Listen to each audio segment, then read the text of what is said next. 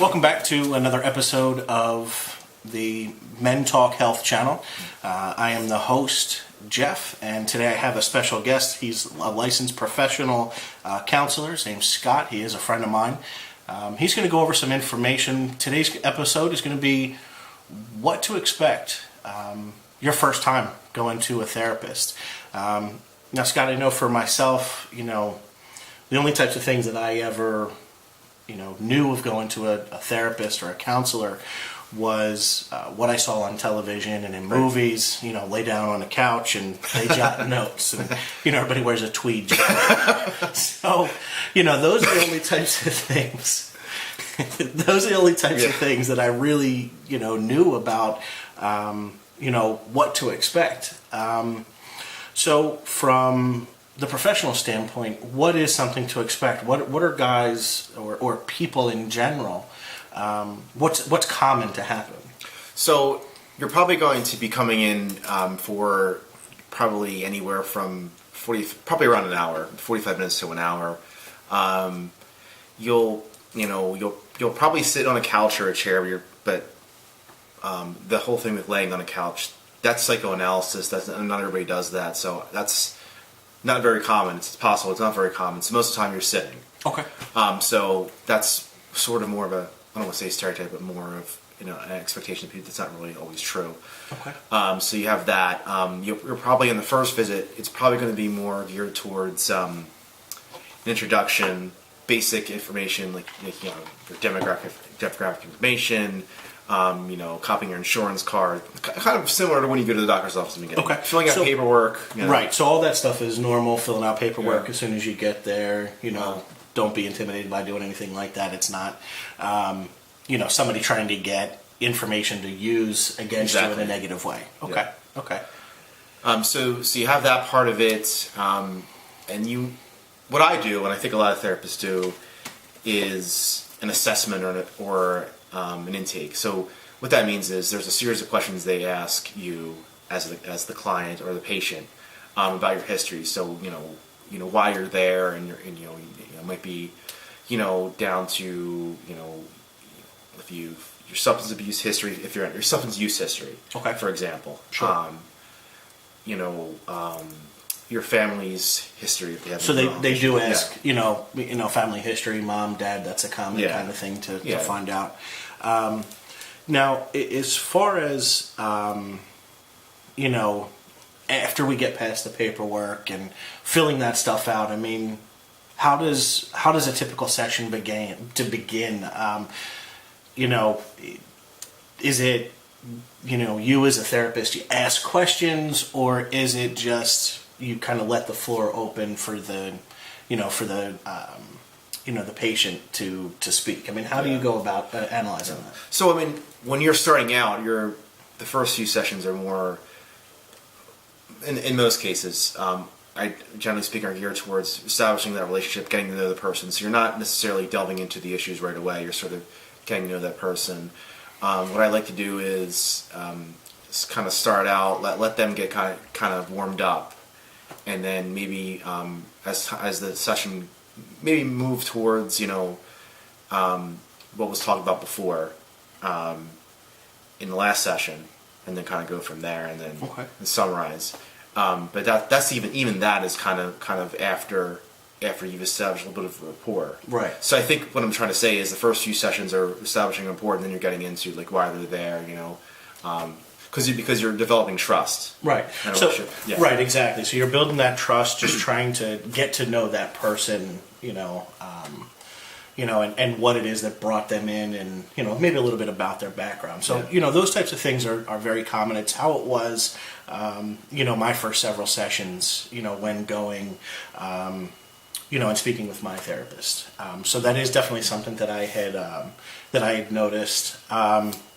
Now, as far as advice and information is concerned, that's kind of where I found some confusion. Was when I first went, or the first several times I had gone, I was kind of expecting some movement, to move in a particular direction, giving solid advice, almost like a mentor would, or things along those lines. but I realized quickly that it wasn't that way, and I was okay with that. You know, is that common? I mean, you know, where you just kind of go there to let things off of your chest. I mean, how do you, on the professional side, handle, you know, addressing things that are going on with somebody?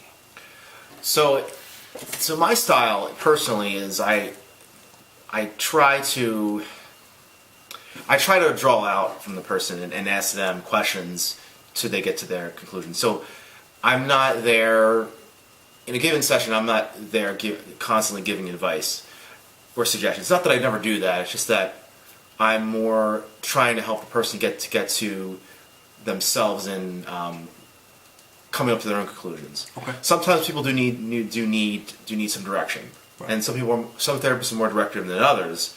But I think the goal for me is it's almost like it's kind of like the patient or the client is a driver and I'm in the front seat and I'm directing them where to go. I can tell them to turn or not turn. It's up to them whether they want to do it. But right. I'm also using my intuition to, you know, from knowing them to kind of read between the lines and see what they might need, if that makes any sense. So, okay.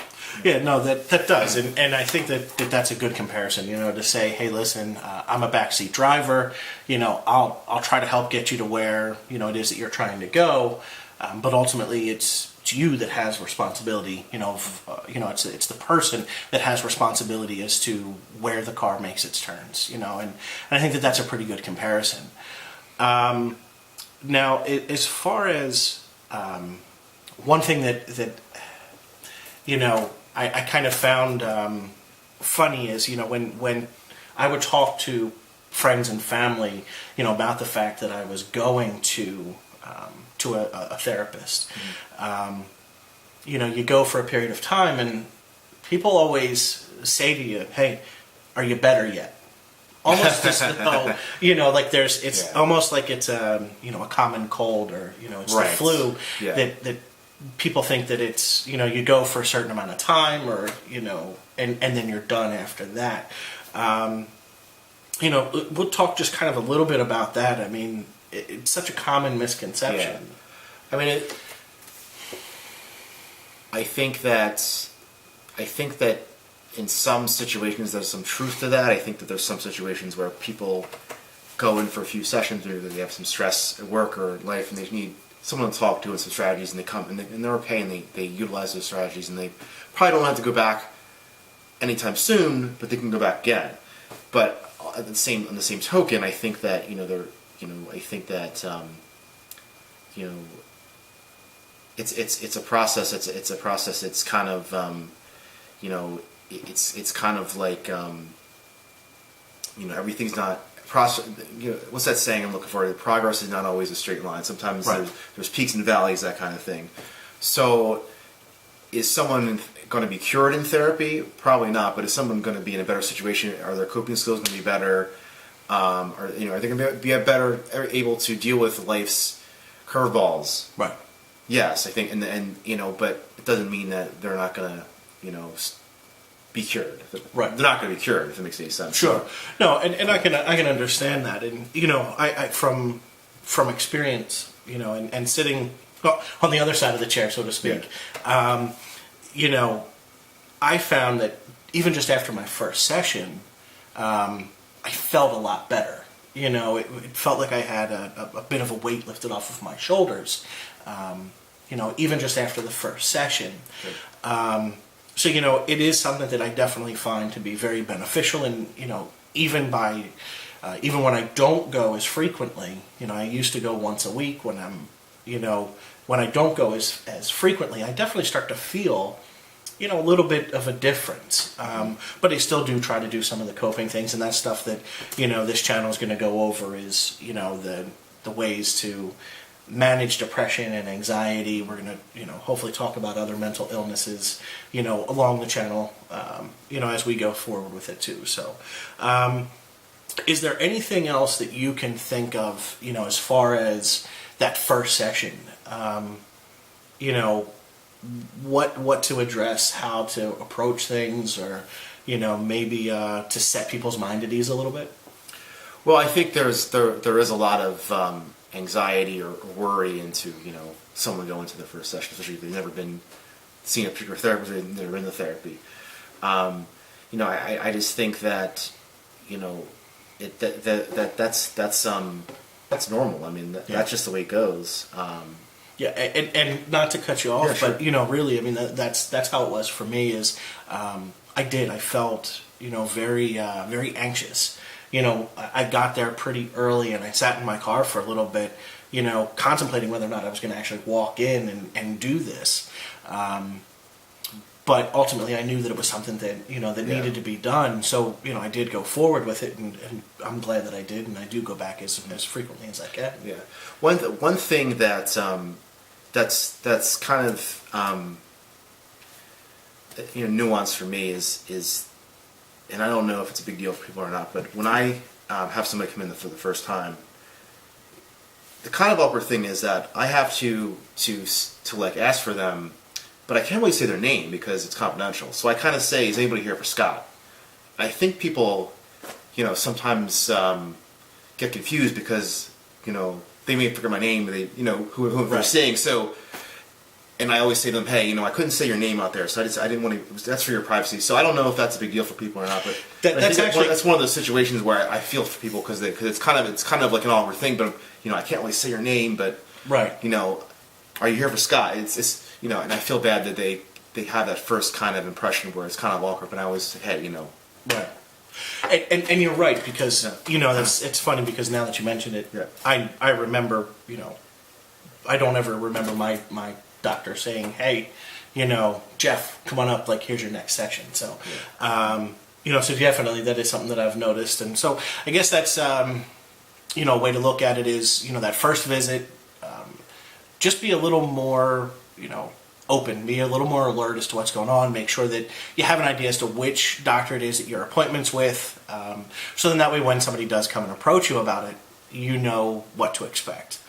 Now, as far as any last things that how frequently, I mean, is it common for once a week, is it once every 2, is it completely up to the patient? I mean, do you recommend certain things? It would depend on what the person's going through. I mean, if the person's going through some, severe depression, God forbid, suicidal kind of ideation, suicidal thoughts, along those lines, then you're probably looking at once a week, maybe even more than that, maybe even a program where they would go multiple times a week. But when you have more along the lines of, stressors that are that can be managed. Sure. So maybe things that are a little bit long term, that Yeah. if they've been suffering from depression for a longer period of time, may need to have a little bit more of a steady session, weekly or maybe twice a week, things along those lines. I mean, usually I try most of the time I set up to where at least the first couple times are weekly, and then you can kind of titrate down, but even when it is less serious. But I think it's going to be up to the patient because they have to make it there and all that. Right. But I think I think that just depends on the severity of the situation. There's another thing I wanted to say go back to if I could about the first session is that at least in Pennsylvania, I can speak for Pennsylvania. Most of what's discussed in the session is confidential, except for, God forbid, there was some kind of issue with you want to harm yourself or somebody else, right? Or there's a child abuse issue mentioned in the session, right? Other than that, everything's kept confidential, and that's something that the therapist should be telling. And I mean, most of them will, right? But making that point is that this is confidential. This is between me and you. What's said here stays here. And and I think that's a huge part of it right there. Is I think that as guys, we tend to think. You don't want to tell somebody your problems because they're going to go and tell somebody else as to, hey, I had this patient today that was going through this. No, anything that you say to your professional should stay between them. There should be a confidentiality agreement, that they aren't going out and saying their, your business to them. So, and sorry to interrupt, but sometimes people need, there's circumstances where, if there's circumstances where people need to be involved, Right. Whether it's someone, whether you're mandated in some way to be there, Right. or if your significant other's involved, then you would sign a release of information, Right. So you're signing out permission that person can be involved. That's limited information. To those only, right. Yeah. So the only time that those types of things happen is when you already have knowledge that Yes. it's going to happen. So Yeah. so that's good to know that your information isn't going to be shared with anybody else. It does stay inside of the confines of those four walls of that office. Doesn't go outside into the hallway and discussed with secretaries or or other professionals. It stays specifically with the person you talk about. Well, Scott, I mean, thanks very much No for problem. coming out today. I appreciate you volunteering your time. I do hope to have you on again sometime in the Sure, future. But anyway, take care. I do want to say to everybody else, if you are having thoughts, as Scott alluded to, sure. as far as suicide is concerned, whether you've just had the beginning thoughts of those, or maybe you're a little bit more advanced, you've started to take those steps. And first of all, you're not alone, at all. There are countless, there are millions of people that have those thoughts on a regular basis. But I do want to advise getting some help in regards to that. If you can't afford a therapist, that's fine. There is the suicide hotline. That telephone number is 1-800-273-8255. The link to that will be down in the description of the video. And so, yeah, that's it. I do wish that everybody has great mental health from here on forward, and you guys will be seeing me in just a couple of days with the next video.